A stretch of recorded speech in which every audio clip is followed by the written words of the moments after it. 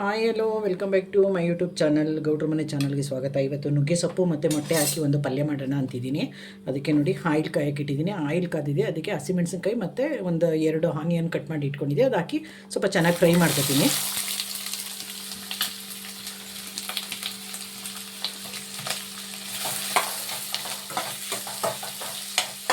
ಸ್ವಲ್ಪ ಚೆನ್ನಾಗಿ ಫ್ರೈ ಆಗಲಿ. ಇದು ಆನಿಯನ್ ಫ್ರೈ ಆಗಿದೆ ನೋಡಿ, ತೊಳೆದಿಟ್ಕೊಂಡಿರೋ ನುಗ್ಗೆ ಸೊಪ್ಪು ಹಾಕೊಳ್ಳೋಣ.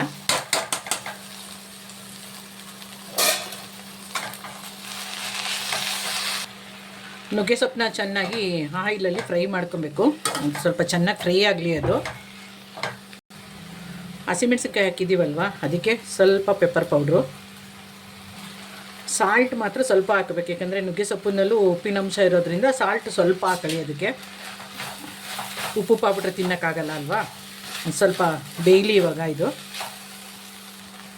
ನುಗ್ಗೆ ಸೊಪ್ಪು ಈರುಳ್ಳಿ ಎಲ್ಲ ಬೆಂದಿದೆ ನೋಡಿ. ಮೊಟ್ಟೆ ಹಾಕೊಳ್ಳೋಣ. ಇವಾಗ ಒಂದು 7 ಹಾಕ್ತೀನಿ.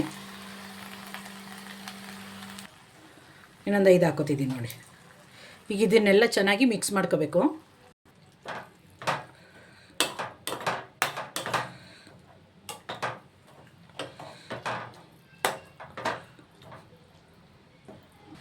ಎಲ್ಲ ಮಿಕ್ಸ್ ಆಗಿದೆ ನೋಡಿ. ಸ್ವಲ್ಪ ಕೊತ್ತಂಬರಿ ಸೊಪ್ಪು ಹಾಕೊಬಿಡೋಣ.